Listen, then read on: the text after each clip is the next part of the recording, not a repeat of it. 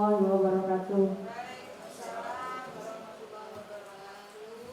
Alhamdulillahirabbil alamin. Senantiasa kita panjatkan puji syukur kita kehadirat Allah Subhanahu wa taala sehingga kita pada hari ini dengan karunia dan rahmat-Nya kita bisa dipertemukan kembali dalam di ruangan ini yang insya Allah penuh barokah dalam acara sosialisasi budaya positif di sekolah yang ini merupakan salah satu kegiatan pendidikan guru penggerak yang saya dengan Pak Edi sedang berlangsung pada modul titik 14. Sholawat serta salam tetap tercurah limpahkan kepada junjungan kita Nabi besar Muhammad SAW, kepada keluarga, sahabat dan para pengikut beliau sampai akhir zaman. Tak lupa kami berdua mengucapkan terima kasih sebesar-besarnya atas kehadiran Bapak Ibu semua memenuhi undangan kami pada hari ini.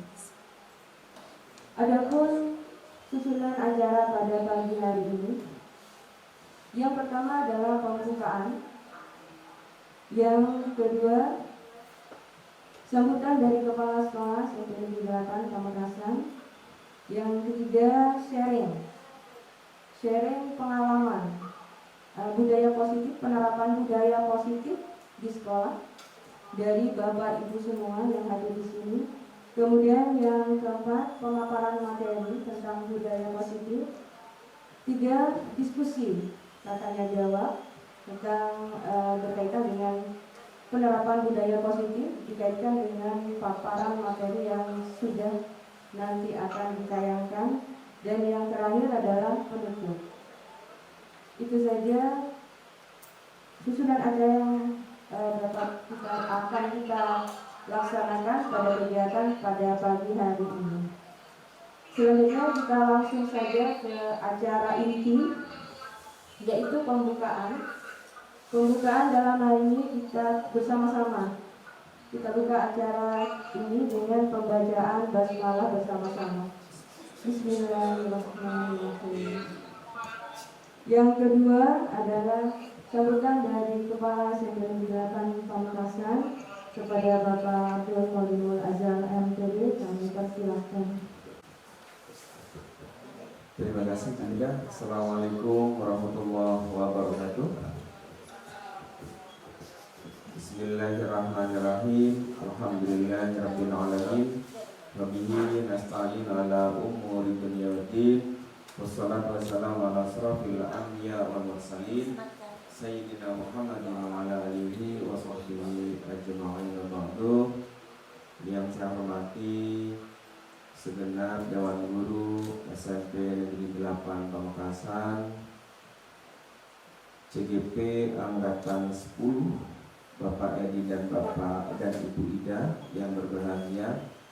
Syukur alhamdulillah pada pagi hari ini kita diberi kesempatan oleh Allah untuk mengadakan kegiatan diseminasi budaya positif, di mana budaya positif ini merupakan salah satu modul pada kegiatan pendidikan guru penggerak, di mana sekarang sedang berlangsung pendidikan guru penggerak angkatan 10 di modul 1 DP4. Berikutnya marilah kita bersolawat kepada Rasulullah Muhammad SAW. Mudah-mudahan kita senantiasa istiqomah menjalankan syariatnya dan akan mendapatkan syafaat dari beliau. Amin. Allahumma amin. Bapak dan Ibu sekalian, terima kasih kami sampaikan atas hadirnya Bapak dan Ibu di ruangan ini untuk mengikuti kegiatan diseminasi yang sebentar lagi akan disampaikan oleh dua guru SMP Negeri 8 Pamekasan yang sekarang menjadi calon guru penggerak di angkatan 10. Yang pertama yaitu Bapak Edi Suprayitno dengan Ibu Nurul Hidayati. Bapak dan Ibu sekalian, saya harapkan semua guru yang lain juga ikut kegiatan calon guru penggerak ini di angkatan-angkatan berikutnya, sehingga raport pendidikan kita juga menjadi meningkat. Kemudian pendidikan di SMP 8 ini juga semakin bagus, karena kalau banyak guru penggeraknya, insya Allah jadi sekolah SMP 8 akan menjadi semakin baik lagi, karena semuanya bergerak bersama-sama gitu ya. Di angkatan 5 kemarin sudah ada Ibu Yuyun sebagai guru penggerak di angkatan 5, dan sebentar lagi nanti akan dipromosi mungkin menjadi kepala sekolah atau pengawas, gak tahu larinya kemana itu nanti. Ya, sebetulnya tidak ke arah sana, sebetulnya itu hanya bonus saja. Tetapi kalau Bapak dan Ibu ikut kegiatan pendidikan guru penggerak ini, yang paling utama adalah mendapatkan wawasan, mendapatkan tambahan ilmu. Itu yang paling utama, dan itu yang tentunya akan dicatat oleh Allah sebagai tambahan ibadah. Bapak dan Ibu sekalian, budaya positif ini sangat baik untuk kita ikuti dengan seksama. Walaupun sebelumnya sudah Bapak dan Ibu ikuti, mungkin ini sebagai penguatan bagi kita semua bagaimana menerapkan budaya positif di sekolah. Jadi tidak hanya sekedar teori, tetapi betul-betul diimplementasikan di sekolah, terutama di kelas Bapak dan Ibu. Itu harapannya. Untuk menyingkat waktu, demikian sambutan dari saya. Selamat melakukan diseminasi kepada Bapak Edi Suprayitno dan Ibu Nurul Hidayati. Mudah-mudahan lancar dan sukses. Saya akhiri. Assalamualaikum warahmatullahi wabarakatuh. Baik Bapak Ibu, kita lanjutkan tentang budaya, diseminasi budaya positif. Bagaimana penerapan budaya positif. Tapi sebelumnya kita akan ada sedikit pengantar tentang budaya positif di sekolah. Di sini tidak saya tampilkan apa itu budaya positif, yaitu nilai-nilai dan kebiasaan-kebiasaan di sekolah yang berpihak pada murid agar mereka dapat berkembang menjadi pribadi yang kritis, penuh hormat dan tanggung jawab. Dan di sebelahnya sudah ada contoh budaya positif seperti melaksanakan tata tertib sekolah, cinta, kebersihan dan lingkungan, kejujuran, religius, kepedulian, sifat toleransi dan sikap nasionalisme. Sebenarnya budaya positif ini sudah ada di SMP Negeri 8 Pamekasan dengan pembiasaan-pembiasaan yang sudah dilakukan sejak dahulu. Contohnya yang sudah ada di SMP Negeri 8 seperti pembiasaan salam sambut sapa pada sebelum mulai pembelajaran, sebelum masuk ke kelas. Kemudian sholat zuhur dan duha bersama berjamaah. Kemudian bengkel ngaji. Kemudian lagi di bidang kesenian juga ada ekskul Al-Banjari. Kemudian banyak lagi kitab kuning yang semuanya mengarah kepada nilai-nilai dan pembiasaan-pembiasaan positif bagi anak-anak didik kita, gitu. Dan untuk selanjutnya kita akan sharing pengalaman. Sebelum kita ke pemaparan materi, kita akan sharing pengalaman karena kita semua sudah melakukan penerapan budaya positif di sekolah dengan cara kita masing-masing, sesuai dengan situasi, kondisi, sesuai dengan karakter anak dan potensi kita, kemampuan kita masing-masing. Dan pastinya karena kemampuan dan potensi kita yang berbeda, karakter kita yang berbeda, pasti caranya juga berbeda. Dan itu sangat menarik sekali. Nah, untuk itu kita akan sharing berbagi pengalaman Bapak Ibu, dan ini akan menjadi inspirasi bagi kita semua. Bagaimana penerapan budaya positif di sekolah kita di SMP Negeri 8 Pamekasan. Baik, kita mulai mungkin dari Bapak Ibu, siapa dulu yang mau berbagi pengalaman cerita dalam menerapkan budaya positif, pembiasaan positif kepada siswa. Silakan Bu Isha. Saya akan berbagi topik baik tentang budaya positif di sini di sekolah kita SMP Negeri 8 Pamekasan. Saya akui sekolah ini sekolah yang ada di pinggiran, tapi tentang budaya positifnya saya kalau beri apresiasi itu sangat luar biasa. Dari kebiasaan menjemput siswa di depan pagar, kemudian dilanjutkan dengan keagamaan. Di situ ada sholat duha bersama. Selain tadi ada salam sambut, kemudian senyum, sapa dan sebagainya. Kemudian dilanjutkan oleh pelaksanaan sholat duha bersama, kemudian ngaji bersama yang dipimpin oleh salah satu siswa kita, kemudian berdoa bersama. Pada siang harinya kita sambil lalu bekerja sama, saling kolaborasi dalam menjaga kebersihan di kelas, di lingkungan sekolah. Kemudian siangnya juga ada sholat duhur bersama, sampai ekstrakurikuler pun di sore hari. Di situ ada Bang Jari, ada kajian kitab kuning. Itu sungguh sangat luar biasa yang dipimpin, yang dibina oleh guru-guru sekolah kita. Dan itu supaya tidak tidak statement ada di situ. Jadi butuh penguatan, butuh refleksi, butuh amunisi yang lebih kuat lagi. Seperti contohnya di situ perlu adanya ketelatenan guru ya ketika memimpin, dan juga ada di situ keteladanan guru supaya anak-anak di situ tidak merasa hanya sebagai subjek, sebagai objek saja, tapi harus sebagai subjek dalam kegiatan budaya positif tersebut.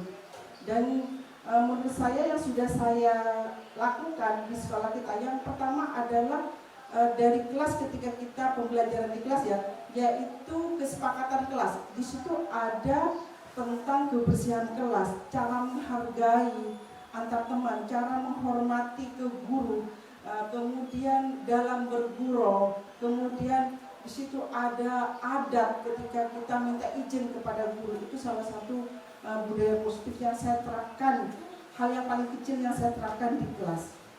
Kemudian untuk hal yang lebih besar lagi di situ, ketika istirahat kita juga punya peraturan di sekolah kita, artinya di luar dari kesepakatan kelas itu, yang artinya pembiasaan seperti itu harus dilaksanakan terus menerus, dan juga ada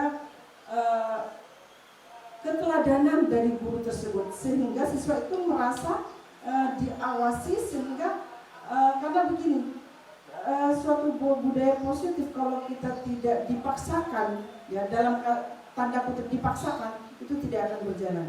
Karena dari kebiasaan-kebiasaan yang kecil tersebut akan dibawa dampaknya ketika siswa itu akan menjadi lulusan dalam kehidupan masyarakatnya nanti. Pasti akan terbawa dari pembiasaan-pembiasaan kecil seperti itu. Itu saja, mungkin bisa ditambahkan oleh teman yang lain. Terima kasih. Terima kasih Bu Ida dan Pak Edi. Bu Aisyah, terima kasih kesempatan yang diberikan. Ada 3 saja yang ingin saya ceritakan berhubungan dengan budaya positif itu. Kata kuncinya adalah siswa usia antara 10 tahun sampai 20 tahun itu adalah masuk pada masa-masa kritis. Dalam artian, kalau kita dari sisi etika, budi pekerti, dan intelektual tidak menjaga betul, maka akan mempengaruhi terhadap perilaku anak ke depannya. Dan memang ini ada pada posisi tugas kita. Oleh karena itu, maka ada beberapa budaya positif yang kadang-kadang anak tidak paham bahwa itu adalah penting untuk masa depannya. 1, saya beberapa bulan yang lalu itu ditunjuk Pak Romo jadi imam di dalam sholat duha. Saya coba jadi imam. Ternyata pada waktu itu anak itu kurang mengerti tentang apa yang namanya sholat itu. Dia hanya rutinitas saja mengikuti perintah dari sekolah, gitu kan? Dan dia tidak memahami bahwa itu adalah kepentingan pribadi masing-masing. Sehingga anak-anak musola itu terkasih. Oleh karena itu, apa yang perlu saya lakukan? Yang pertama, sebelum saya sholat itu, mungkin saya berikan 1 menit kesempatan untuk menjelaskan apa pentingnya sholat itu. Duha itu apa, gitu kan? Terus saya lihat di waktu wudhu itu, wudhunya banyak yang salah. Perlu diperbaiki, karena anak itu memang tidak mengerti mengapa seperti itu. Ternyata coba kalau perintah melaksanakan wudhu itu dimulai dari apa? Dari tangan misalnya sampai ke situ. Nah, anak itu tidak mengerti, hanya dia melihat temannya seperti ini ya seperti itu. Padahal ini prinsip. Nah, kalau anak itu dilihat, kita arahkan ke hal-hal yang seperti itu, ternyata 2-3 minggu kemudian saya lihat itu anak-anak sudah mulai lihat. Ini kan sepele, tapi sangat menentukan nilai ibadah ke depannya. Gitu ya. Jadi perlu adanya penjelasan dari kita. Jadi kita tidak boleh langsung menyalahkan karena karakter anak itu memang berbeda, rumah tangganya juga berbeda. Boleh saya anak saya sinati pun boleh sinati bapak, kemudian kedua-duanya pada alatnya pada uniform.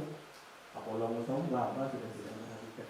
Dan kadang-kadang hal yang seperti ini juga diperhatikan oleh ibu atau bapak di rumah. Maka tugas kita sebagai guru pengganti orang tua, hal yang sepele seperti ini mungkin nanti akan menjadi sebuah kepentingan yang sangat besar ketika sudah dewasa. Yang pertama. Yang kedua, saya melihat anak-anak menggunakan asduk itu adalah seperti itu. Itu padahal budaya positif.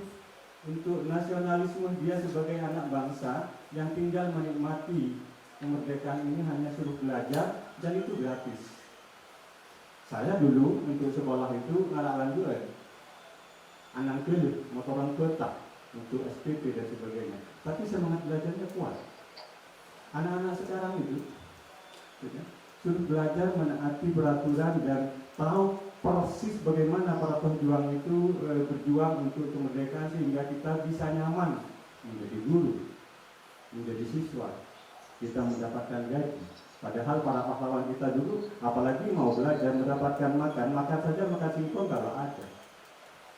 Nah, hal seperti ini perlu dijelaskan kepada anak sehingga simbol merah putih yang dibuat asduk itu jangan dibuat main-main. Saya jelaskan itu.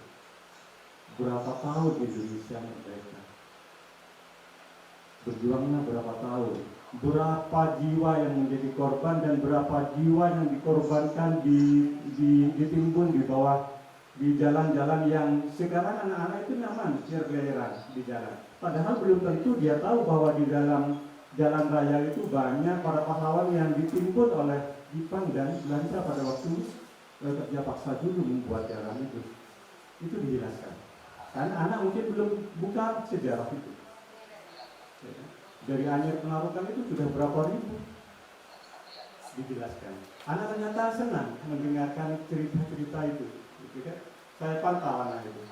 Ternyata 2, 3, 4 minggu kemudian saya cek lagi, anak memang tidak menggunakan kolong asduk itu, tapi diikat dengan rumput, ambil di depan. Hebat kan? Sepele, tapi sangat menentukan nilai-nilai nasionalisme, bagaimana cara menjaga simbol merah putih itu sebagai tanggung jawab sebagai generasi bangsa. Ini kan sepele, tapi ini positif. Nasionalisme anak itu memang perlu diangkat. Siapa yang bertanggung jawab? Orang tua tidak mungkin paham itu. Kita yang harus paham dan kita harus menjelaskan. Yang kedua itu. Yang ketiga, saya melihat anak di kelas 2 itu ada yang memang tandeng Jepang sekolah orang itu dibully. Tiap kali ada tugas itu anak itu didorong. Setelah ke depan teriak dia nangis. Nah itu berarti toleransinya kan tidak ada.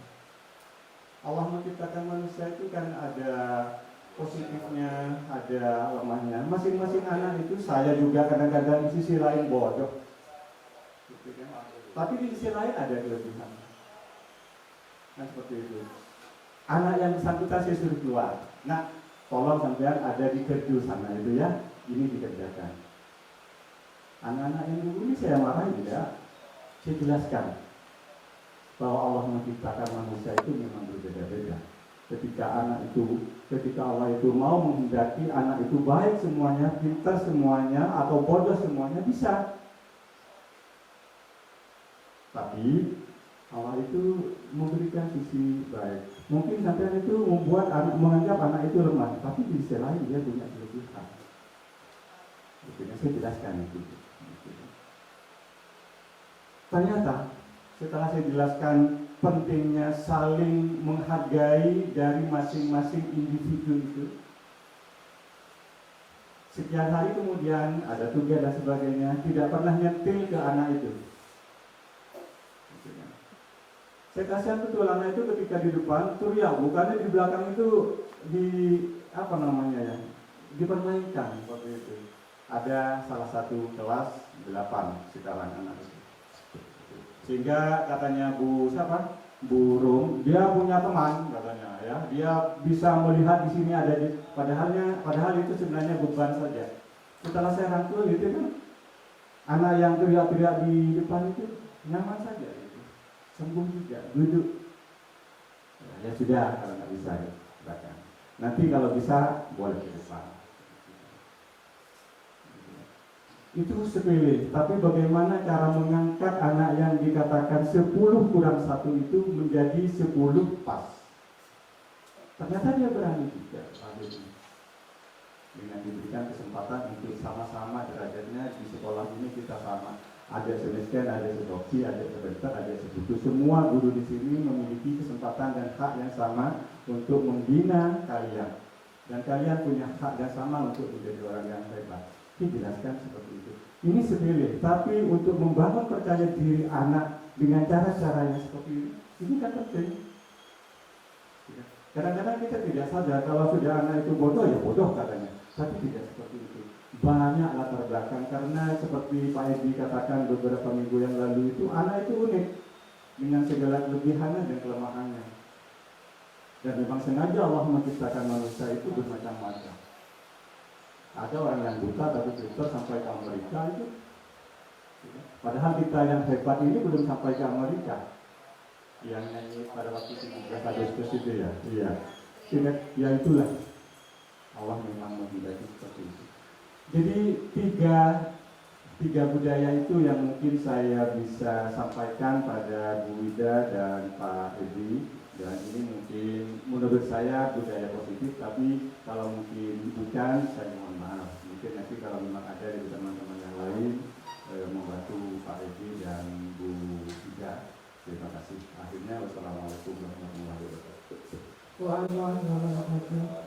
Mungkin masih ada sharing lagi dari Bapak Ibu tentang penerapan budaya positif, atau kita cukupkan?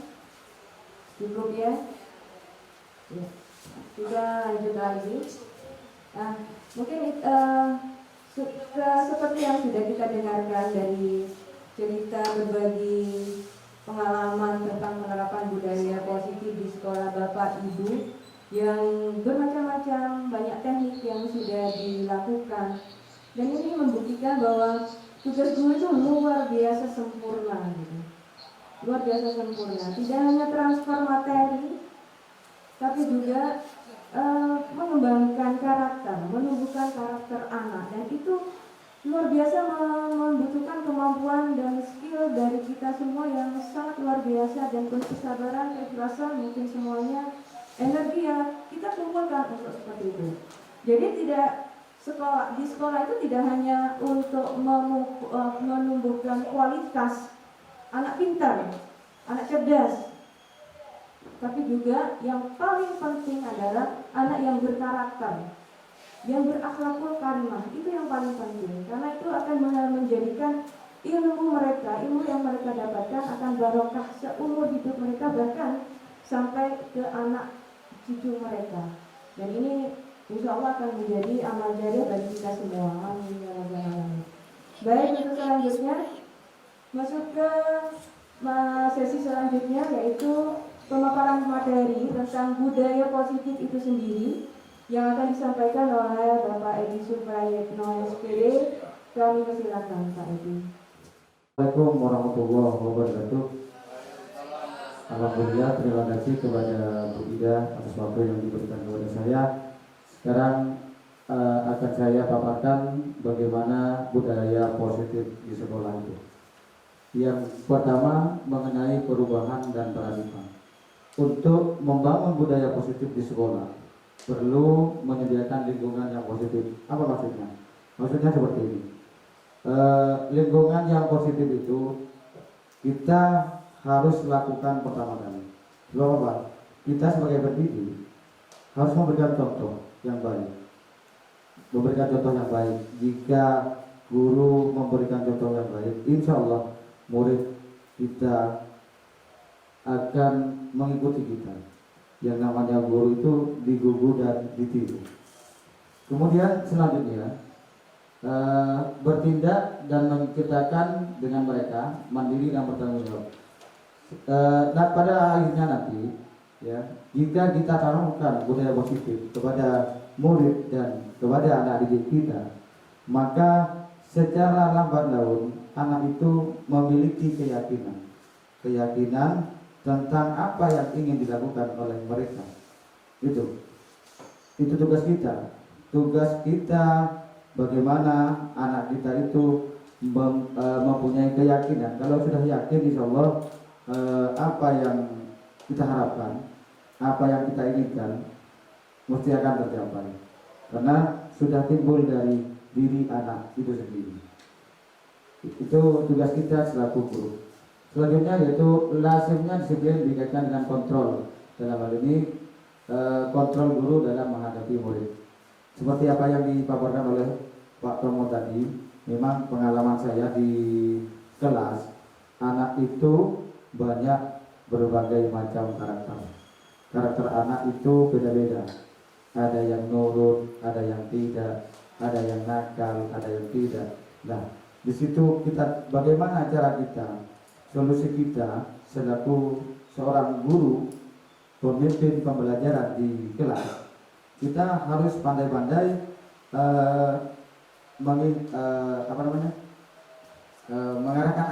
mengarahkan anak ke hal-hal yang positif, seperti yang sudah dipaparkan sebelumnya tentang budaya dan keyakinan di kelas, budaya positif terhadap keyakinan di kelas.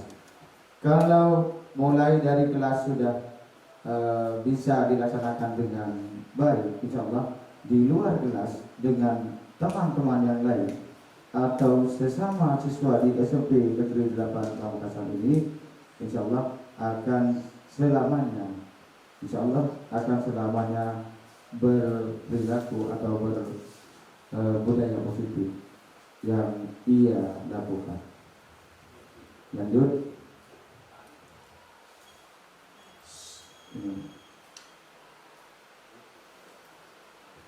Filosofi pendidikan Ki Hajar Dewantara. Mengingat dari zaman pendidikan ini, kita mulai dari pendidikan filosofi Ki Hajar Dewantara. Yang pertama, anak itu bukan tabula rasa. Maksudnya apa? Maksudnya anak itu seperti kertas kosong. Seperti kertas kosong. Bagaimana menuliskan anak itu? Artinya karakter, budaya, sikap, kemudian hal-hal yang perlu kita tanamkan kepada anak. Itu di situ.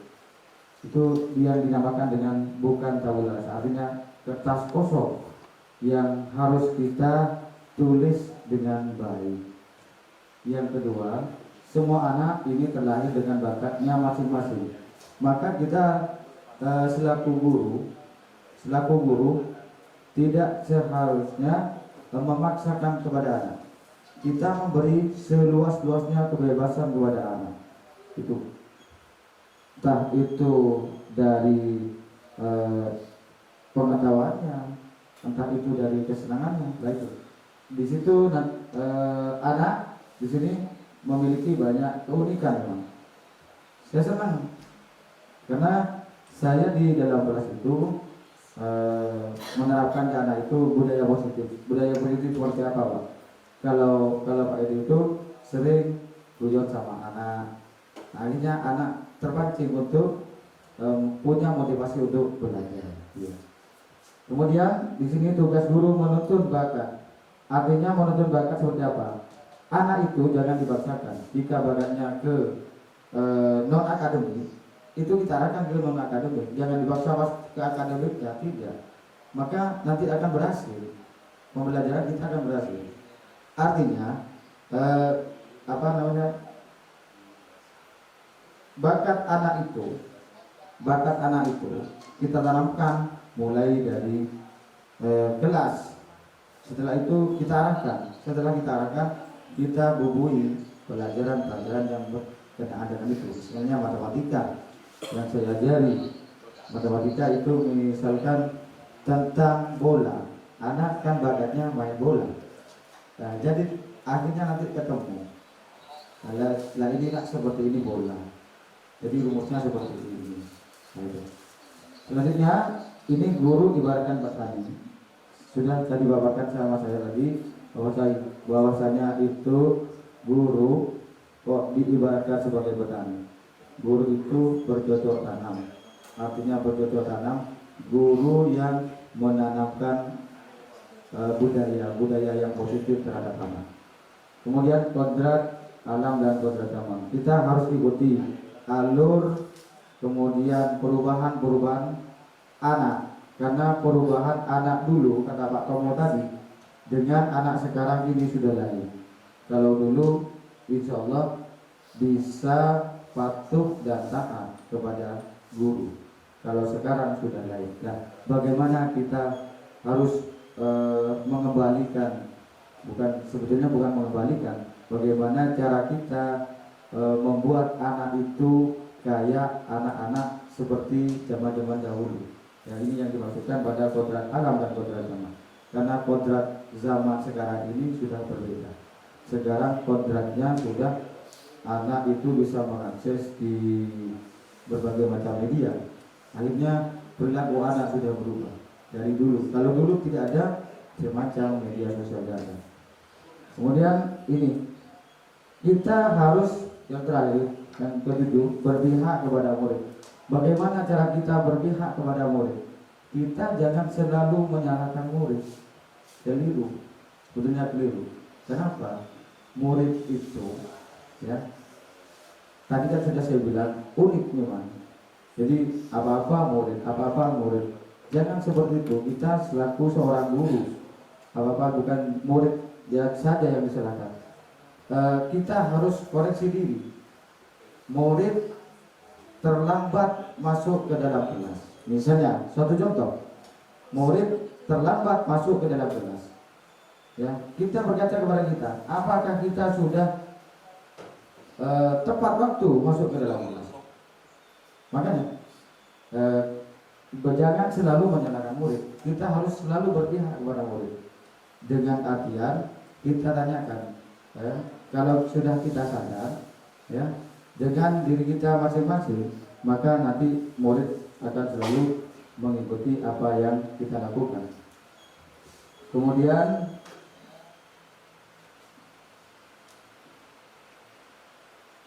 ya, disiplin positif dan nilai-nilai universal. Kata disiplin sering dikaitkan dengan tata tertib, teratur, kepatuhan dan peraturan. Kata disiplin di sini juga sering dihubungkan dengan hukuman. Padahal itu sesungguhnya berbeda, karena belajar dengan disiplin tidak harus dengan memberikan hukuman. Justru itu adalah salah satu alternatif terakhir kalau perlu tidak digunakan sama sekali. Maksudnya apa, Pak? Maksudnya memberikan hukuman jika anak kita tidak berhasil dalam belajarnya, misalnya di dalam kelas. Suatu contoh, anak nilai ulangannya jelek atau kecil, di bawah KKM, kalau sekarang KKBP, ya. Kita jangan memberikan hukuman kepada anak. Justru kita harus baik-baik kepada anak. Bagaimana anak itu nanti akan menghasilkan nilai atau KKM atau KKTP yang lebih baik lagi. Makanya kita fokus ke anak yang kurang-kurang nilai.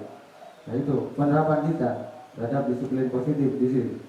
Kemudian lagi anak yang misalnya sering keluar kelas, tidur di dalam kelas, nah itu kita dekati, ya kita tanyakan dengan baik-baik.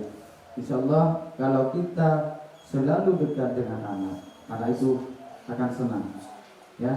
Jangan sekali-kali kita memberikan hukuman terhadap anak. Justru anak bukan nanti nurut kepada kita, malah akan membelot dari kita, atau anak akan nanti melawan kepada kita. Bagaimana caranya? Caranya kita harus bicara dengan anak itu secara baik. Insya Allah dengan seperti yang saya lihat seorang guru, yaitu memang sebagai bapak di sini, Pak Tomo, saya lihat kalau mulai dari saya masuk ke sini, saya lihat beliau cara menghadapi anak itu telaten. Jadi akhirnya nurut anak itu. Nah itu yang harus kita contoh, ya, di penerapan budaya positif di sini. Ya, alhamdulillah saya juga mencontoh beliau.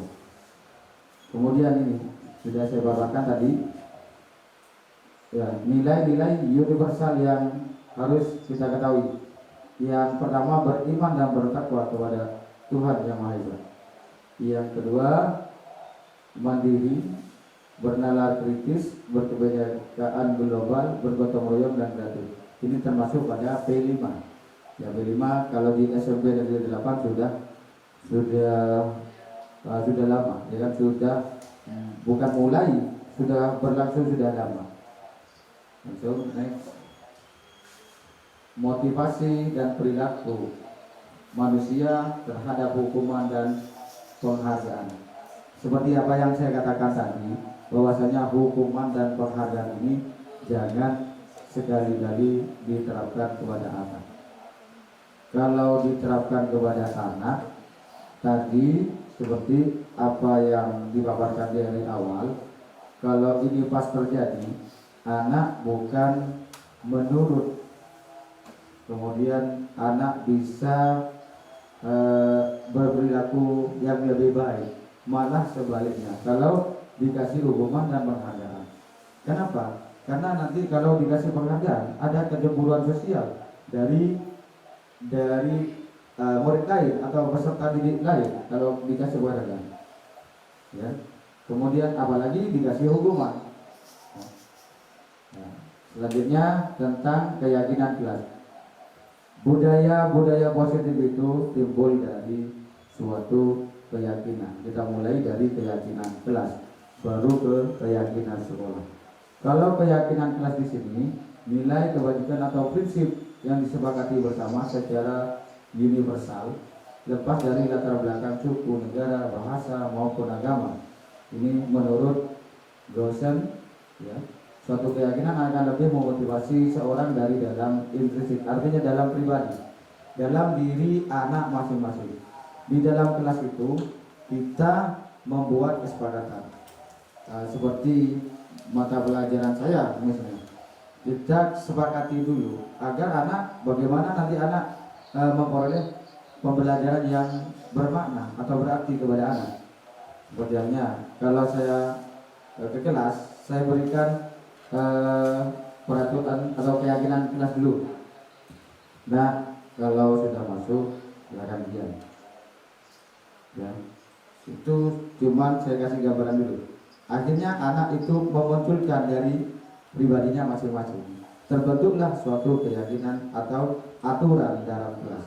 Nah, kalau aturan dilanggar, ya, maka anak akan menyadari konsekuensinya yang akan terjadi di mata pelajaran saya khususnya.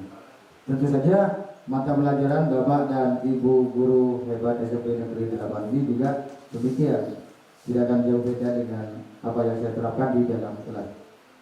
Kemudian pembentukan keyakinan kelas. Tadi keyakinan kelas itu bersifat abstrak dan dari peraturan yang lebih rinci dan konkret.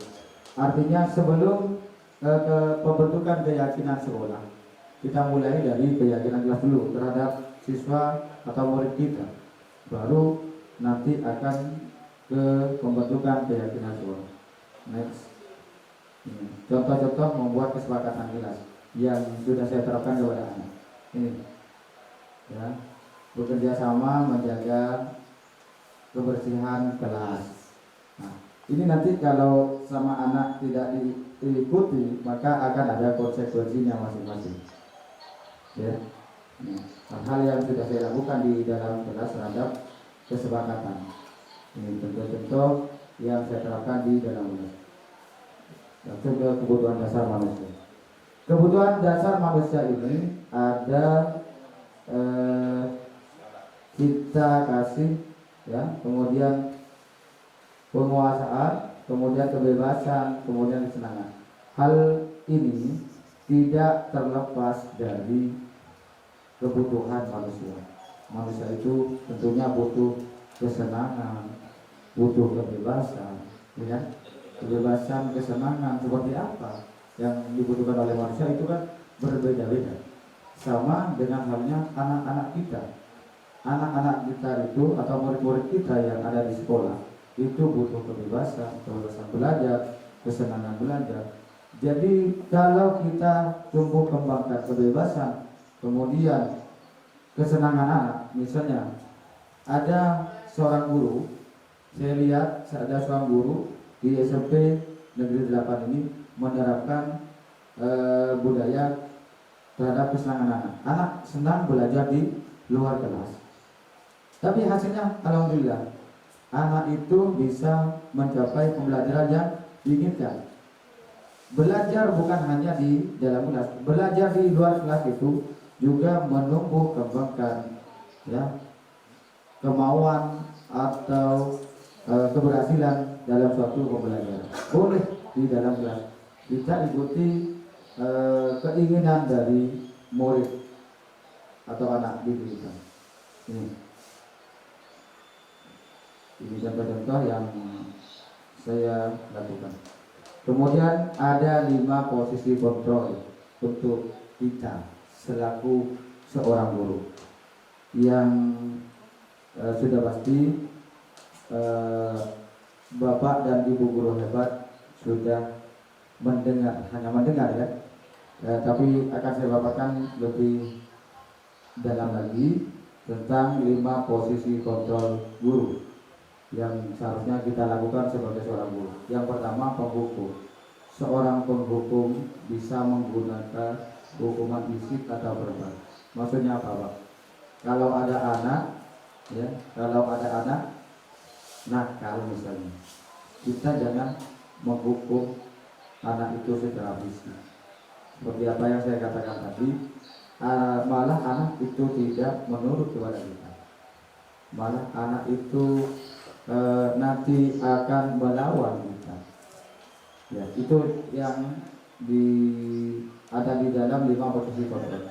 Yang kedua, kita jangan menjadi seorang guru pembuat merasa bersalah. Maksudnya apa, Pak? Kita jangan seolah-olah menyalahkan anak terus, ya. Artinya kita itu memberikan statement kepada anak, memberikan pembelajaran, jangan kamu seperti ini, kamu seperti tidak boleh, ya. Itu penanaman budaya positif pada anak. Kemudian apakah boleh kita seorang guru berposisi sebagai teman? Boleh, ya. Tapi di sini seperti yang saya lakukan, saya memang mulai dari awal masuk ke SMP 8, ya, yang pada hal ini saya lihat memang yang pertama saya berposisi sebagai teman. Saya temannya anak. Mulai dari saya masuk ke SMP 8 saya temannya anak. Ternyata kalau berposisi sebagai teman, anak semakin ke sini semakin ke sini, malah kurang ajar, ya, malah kurang ajar. Kalau kita posisi teman boleh, tapi lihat situasi dan kondisi, ya kan? Dimana kita meletakkan sebagai posisi teman boleh. Misalnya anak itu punya masalah, kita posisikan kita seorang guru sebagai teman, boleh. Kita sharing dengan anak itu, ya, akhirnya anak itu nanti bisa menemukan apa yang jadi permasalahan terhadap anak. Kita boleh posisi teman. Kemudian pemantau, kita guru dalam posisi pemantau ini cuma mengawasi pada saat mengawasi kita bertanggung jawab atas perilaku yang kita awasi. Maksudnya kita mengawasi anak didik kita atau murid kita yang betul-betul butuh perhatian. Misalnya kayak anak kita kelas 9 misalnya seperti kelas 9E kemarin, lihat apa yang kita pantau. Kita pantau pergerakan, kemudian perlakuan anak itu masuk tidaknya pertama ke sekolah, karena kemarin sudah berapa minggu anak itu tidak masuk. Makanya pantauan itu kemana anak itu posisi kita sebagai pemantau. Yang terakhir, posisi guru yaitu sebagai manajer. Nah, yang ini baru saya terapkan di sekolah. Kenapa kok diterapkan, Pak? Karena saya baru tahu bagaimana posisi manajer ini. Posisi manajer di sini adalah posisi guru, di mana guru berbuat sesuatu bersama dengan murid, mempersilahkan murid mempertanggungjawabkan perilaku yang mendukung murid agar menemukan solusi permasalahan itu sendiri. Nah, ini yang saya lakukan di sini, ya, yang saya lakukan. Nah, ini. Nah, ini. Ya, yang saya lakukan adalah restitusi. Restitusi adalah proses menciptakan kondisi bagi murid untuk memperbaiki kesalahan, sehingga mereka bisa kembali kepada kelompok mereka dengan karakter yang kuat. Apa maksudnya? Di sini yang pertama 9 ciri restitusi, bukan untuk menebus kesalahan. Yang kedua, memperbaiki hubungan. Yang ketiga, tawaran atau bukan paksaan. Kemudian menuntut anak melihat ke dalam dirinya, artinya introspeksi diri anak itu. Yang selanjutnya, mencari kebutuhan dasar. Kemudian cara yang paling baik untuk memperbaiki dirinya, seperti yang saya katakan tadi, introspeksi diri. Kemudian fokus pada karakter, bukan tindakannya, bukan perlakuannya, karakternya. Kemudian fokus pada solusi atau pemecahan masalah tindakan anak itu. Kemudian mengembalikan murid yang berbuat salah pada kelompoknya. Ini seperti yang saya lakukan. Ini yang pertama, validasi tindakan salah. Kemudian menstabilkan identitas. Kemudian menerapkan keyakinan. Seperti yang saya lakukan ini, validasi tindakan salah. Seorang murid membuang sampah sembarangan. Nah, saya lihat anak itu membuang sampah sembarangan. Setelah itu tidak saya tegur di waktu jalan, tidak. Nanti saya panggil, ya, saya panggil secara berdua. Ini posisi kita dalam menentukan posisi kita sebagai manajer. Ini validasi tindakan yang salah.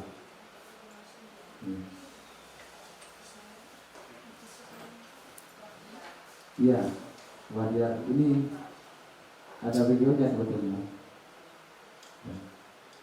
Itu hal-hal yang dapat saya sampaikan tentang budaya positif di sekolah kita, dan alhamdulillah budaya-budaya yang sudah saya paparkan tadi sudah boleh dikatakan sudah 80-90% yang sudah kita terapkan di dalam sekolah. Insya Allah masih ada sedikit yang perlu kita perbaiki dan perlu kita benahi. Selanjutnya saya kembalikan lagi ke Bu Ida. Terima kasih. Assalamualaikum warahmatullahi wabarakatuh. Terima kasih Pak Edi atas pemaparan materi luar biasa sekali. Bapak Ibu, kita kembali lagi. Kita tadi juga di awal sudah ada sharing pengalaman apa yang sudah kita lakukan selama ini untuk menerapkan budaya positif, termasuk juga cara menangani pelanggaran yang sudah dilakukan oleh siswa kita. Dan selanjutnya tadi sudah kita melihat pemaparan materi. Nah, kita mungkin bisa padupadankan gitu. Di sini kita akan diskusi kecil saja bagaimana itu apakah yang sudah kita lakukan sesuai dengan paradigma baru. Jadi yang disampaikan Pak Edi ini adalah paradigma baru yang kami dapatkan materinya di program pendidikan guru penggerak. Ini paradigma baru dengan restitusi, tidak dengan hukuman, tidak hanya penghargaan yang justru akan menciptakan identitas gagal pada diri anak. Dan paradigma baru ini restitusi dengan 5 posisi kontrol, dengan segitiga restitusi yang sudah dipaparkan oleh Pak Edi tadi dalam rangka untuk memperbaiki bagaimana menangani pelanggaran yang dilakukan oleh siswa. Dan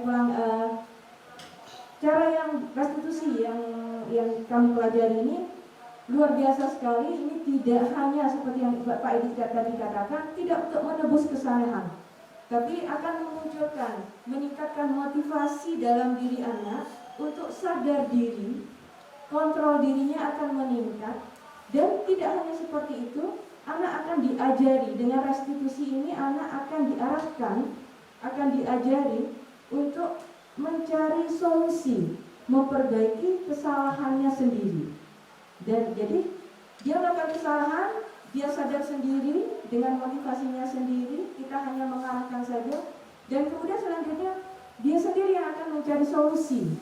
Itu intinya seperti itu, mencari solusi bagaimana memperbaiki kesalahannya, seperti itu. Silakan, mungkin ada tanggapan dari Bapak Ibu. Kita Bu Aisyah mungkin bisa dari yang streaming, tidak usah ya, tidak usah kita ini.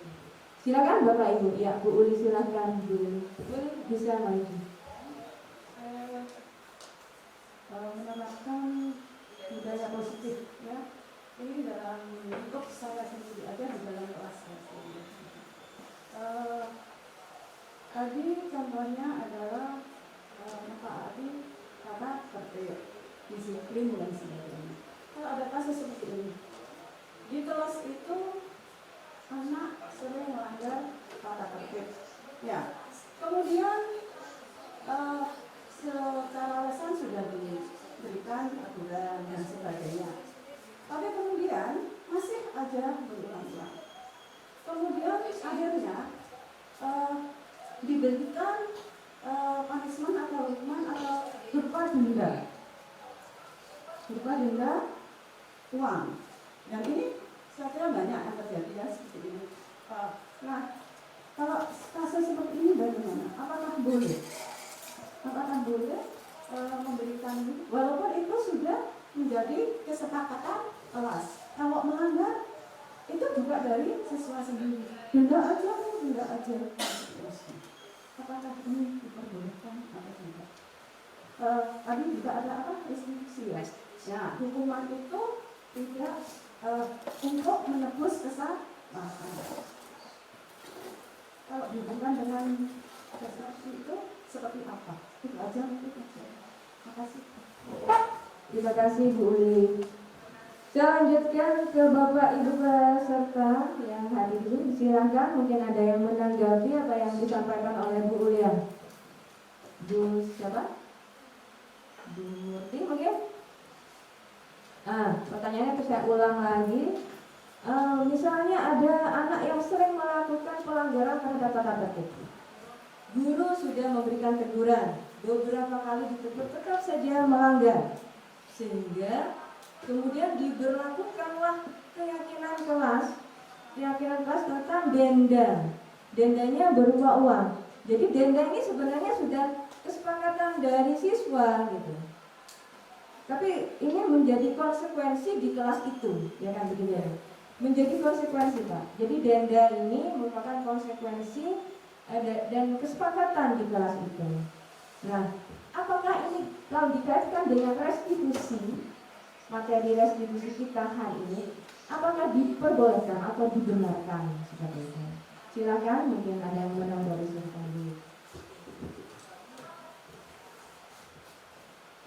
Oke, sebelumnya Assalamualaikum warahmatullahi wabarakatuh. Saya akan menanggapi tadi cerita dari Bu Ulia. Ini menurut pandangan saya ya Bapak Ibu, nanti mungkin bisa ditambahkan ya Bapak Ibu. Apa itu diperbolehkan jika misalkan kita membuat kesepakatan kelas tentang denda. Kalau menurut saya, namanya kesepakatan kelas, selama itu sudah menjadi kesepakatan.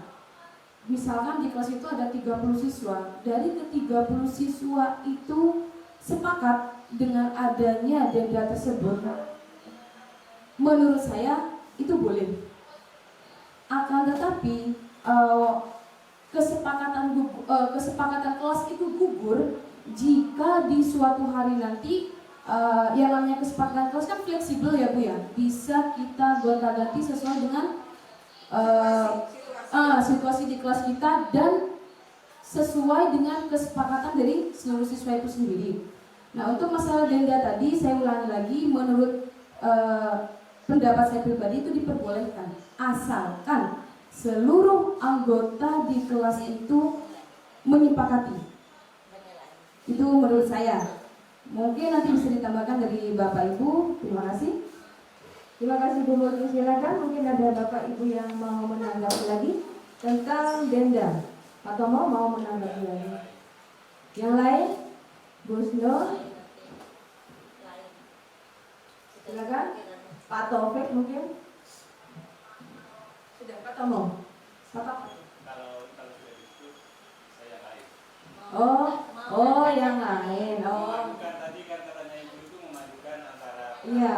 Bagaimana kalau restitusi dihubungkan dengan restitusi seperti itu?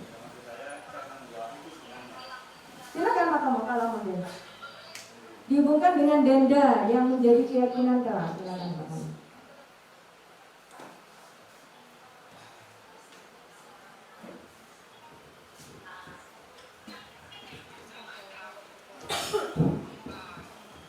Kalau yang beda saya ngomong pada Bu.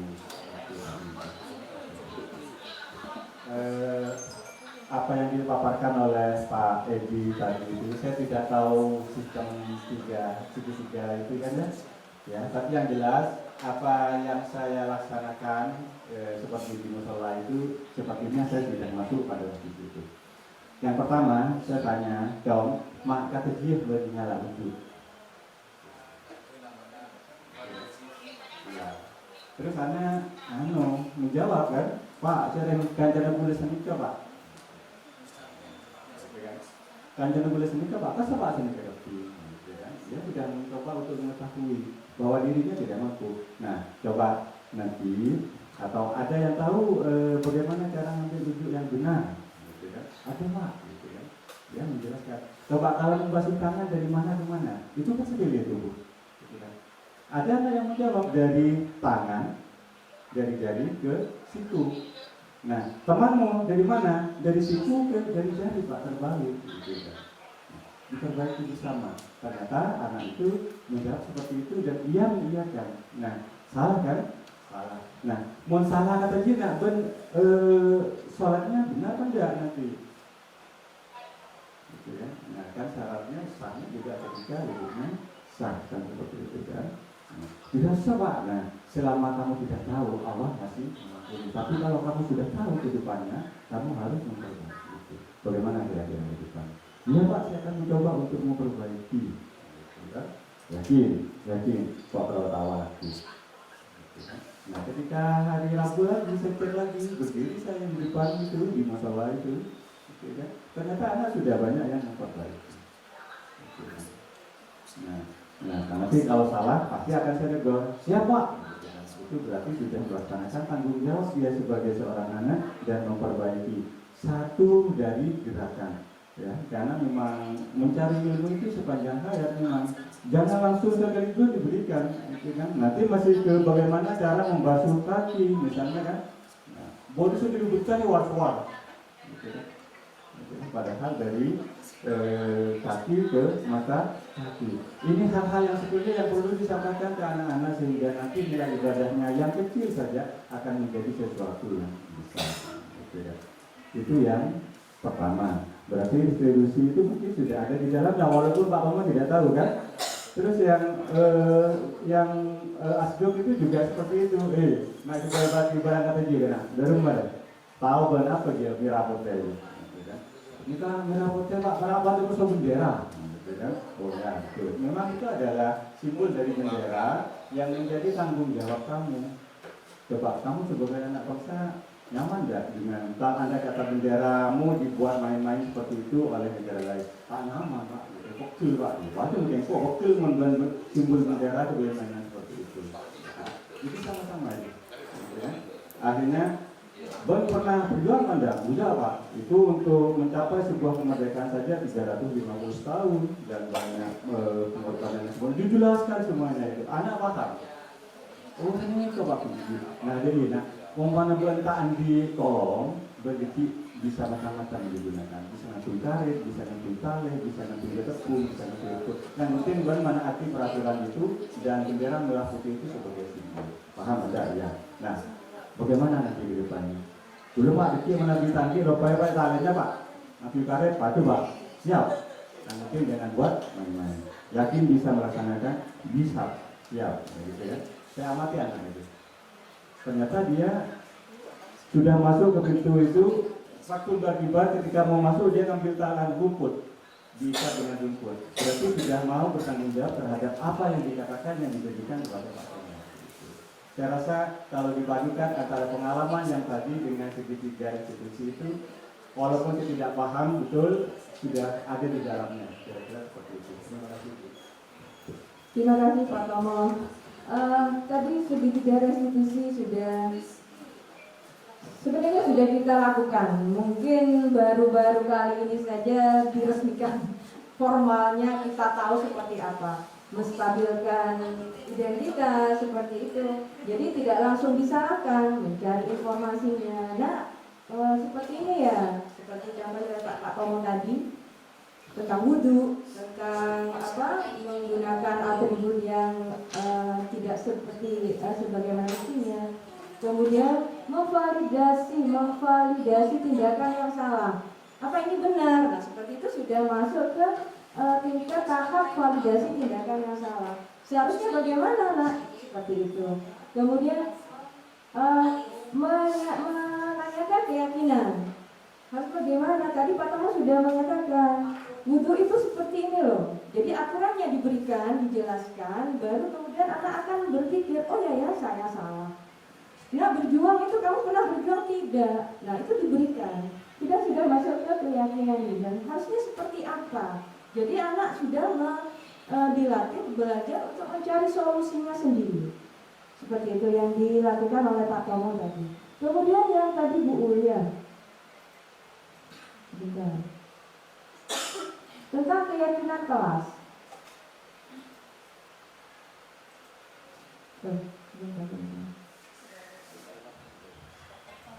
Nah, denda menjadi keyakinan kelas. Saya setuju dengan pendapatnya Bu Wira dan Bu Murti. Karena denda itu salah satu dalam pembentukan keyakinan kelas itu adalah seperti ini. Semua warga kelas ikut berkontribusi dalam membuat kegiatan kelas lewat curah pendapat. Jadi memang merupakan kesepakatan kelas pada waktu itu. Tapi jangan lupa Bapak Ibu bahwa keyakinan kelas yang sudah kita buat itu tidak selamanya paten, harus kita lakukan. Beberapa waktu kemudian bisa kita tinjau ulang kembali. Apakah ini masih relevan dengan kondisi kita, kondisi anak-anak? Kalau sudah anak-anak bagus, kenapa harus lebih kejam begitu ya? Kita mungkin bisa, Bu kita ubah ya, ada beberapa yang kita hilangkan atau kita tambahkan atau kita modif. lebih baik lagi itu. Dan kemudian lagi seperti ini Bu Ulia, tentang yang saya pahami. Nomor poin 1, menebus kesalahan. Oh ya, Dihubungkan dengan oke, baik. Tentang keyakinan kelas berkaitan dengan menebus kesalahan tadi. Tadi Bu Ulia sudah menciptakan bahwa ini melanggar lagi. Meskipun sudah ada keyakinan kelas, dia melanggar lagi. Jadi sepertinya keyakinan kelas itu tidak efektif buat dia, gitu ya kan. Nah, seperti yang saya pahami selama ini dan tadi juga belajar dari Pak Tomo juga, ternyata keyakinan kelas itu tidak serta-merta menjadi kemudian tak sesuai dengan keyakinan kelas. Konsekuensinya apa, denda. Tidak serta-merta kemudian cukup sampai di situ, tapi yang lebih penting adalah tindak lanjut. Tidak lanjut seperti katanya Pak Tomo. Saya lihat lagi katanya Pak Tomo. Oh, saya sudah merasa bersalah. Dengan keyakinan kelas mereka sudah merasa bersalah sebenarnya. Meskipun kita tidak akhir pun, dia sudah termotivasi secara internalnya. Dia sudah merasa kalau saya sudah melanggar keyakinan kelas yang saya sudah buat sendiri. Nah, tindak lanjutnya apa? Dipantau lagi. Jadi restitusi ini yang sudah mungkin sudah kita lakukan ini, meskipun katanya Pak Tomo saya tidak tahu ini masuk ke menstabilkan atau validasi atau apalah, tapi ini sudah masuk. Tapi yang jelas tidak hanya sekedar segitiga ini sudah selesai saya lakukan, tidak. Tapi yang lebih penting lagi adalah tindak lanjutnya. Apakah dengan segitiga yang sudah restitusi yang sudah saya lakukan ini betul-betul membuat anak, kalau kita istilahkan, jerah gitu. Betul-betul tidak mengulangi lagi. Jadi pantau lagi. Oh, ternyata efektif. Sudah selesai itu berarti kita berhasil melakukan restitusi ini. Apapun lah gitu ya. Caranya itu banyak sekali yang bisa kita lakukan. Meskipun sekarang saya menstabilkan, tidak usah seperti itu. Jadi sesuai kondisi situasi pada waktu itu. Bahkan kontrol kita ada, tadi dikatakan ada 5 posisi kontrol. Bahkan kita langsung dot gitu ya. Tidak, yang jelas tidak harus dihukum. Kasar, kata-kata keras itu tidak sama dengan tegas gitu. Tegas itu tidak sama dengan kekerasan. Jadi kalau ada yang aurat gitu berteriak, itu bukan berarti kita keras gitu, tapi kita tegas saja. Jadi yang paling penting apapun, seperti 5 kontrol tadi, menjadi teman, menjadi apa tadi, menjadi teman, pemantau dan manajer. Sebentar, ini yang penting di sini ya. Ini ya, ada 5 posisi kontrol. Yang harus kita hindari adalah posisi kontrol sebagai penghukum dan pembuat merasa bersalah. Karena itu akan membuat anak memiliki identitas gagal, bersalah terus gitu. Trauma. Makanya kalau di dalam IPS itu ada diferensiasi labeling gitu. Ada labeling. Jadi kalau sudah dikatakan anak nakal, saya nakal, jadi seterusnya dia akan merasa harus nakal begitu. Itu di IPS begitu. Jadi yang harus kita posisi kita harus gimana? Ada di sini. Teman, pemantau dan manajer. Yang ideal itu adalah harus ke sini gitu. Harus menjadi manajer. Jadi dilihat dulu apa alasannya, mengapa melakukan seperti ini, ya seperti yang dilakukan segitiga restitusi itu tadi. Meskipun caranya bermacam-macam. Dan Bapak Ibu